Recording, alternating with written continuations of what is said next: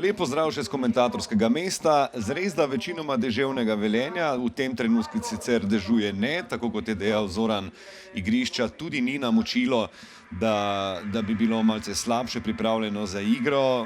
Vsaj takole čez palec se zdi zelenica zares v izvrstnem stanju. Je pa res, da nekaj grozečih črnih oblakov v okolici Velenja še ostaja, vendar mislim, da bodo vremenske razmere najmanj, o čemer bomo poročali, in tudi najmanj, o čemer bosta razmišljala oba današnja nasprotnika. Se zdaj gibljajo branilci Rudarja, ampak zdaj je Kramarič dobil nekaj več prostora, podaja proti Vilerju. Viler razmišlja, Viler z desnico! Lepa podaja Mitje Vilerja za las ali dva prenizek Mlakar. Nova priložnost za Maribor, ni prepovedanega položaja, Zahovič je bil prav gotovo v njem, toda potem bi imel Rudar precej več dela v svoji obrambi, kot ne mara zdaj. Poglejmo, če lahko Mariborčani počasi izkoristijo kakšno prekinitev. To je odlična podaja in zadetek. Fenomenalna podaja Amirja Derviševića. Saša Ivković pa je strelec za Maribor. Dober strel prek vrat. Zdaj se vključujejo tudi ostali. Poglejmo, če bo tule Kramariču uspelo pobegniti. Kramarič še vedno pri žogi, pravočasna podaja proti Hotiću, dober sprejem Hotića, odlična zamisel in zadetek za 2-0. Tu je Maribor preprosto premočan, hitro razmišljanje sicer 14-kratnih slovenskih državnih prvakov.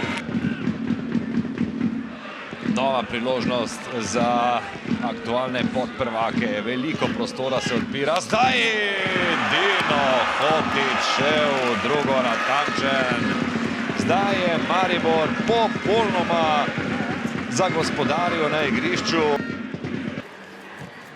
Dervišević odlično je opazil Zahovića. Zahović za 4-0. Tako je svoj strelski konto v novi sezoni odprl Luka Zahović, lani najboljši strelec.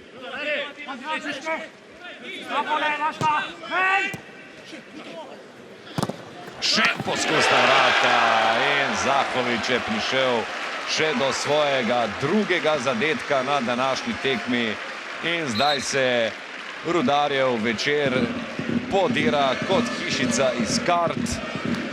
In takole je sodnik Asmir Sagrković oznanil konec tekme, na kateri ni niti najmanjšega dvoma o zmagovalcu, ne o tem, kdo si je danes zmago bolj zaslužil.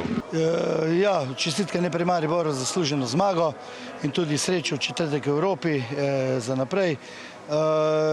Ja, tisti gol, drugi nesrečno prijet, je malo presekal moje fante, potem pa prevzemam krivico nase, preveč ofenzivno sem postavil, dal še noter dva napadalca, s tem smo malo zanemarili obrambo in na koncu se je naša obramba porušila kot hiša iz kart.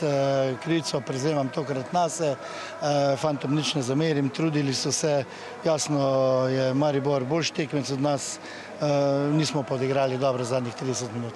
Ja, res je, hvala za čestitke, odlična tekma je za nami, predvsem tu mislim na to, da smo prvi polčas, ko je bilo vse skupaj še zelo knap, zelo težko odigrali na pravi način, se lotili tekme zelo resno in jo pripeljali tam, ko smo jo želeli.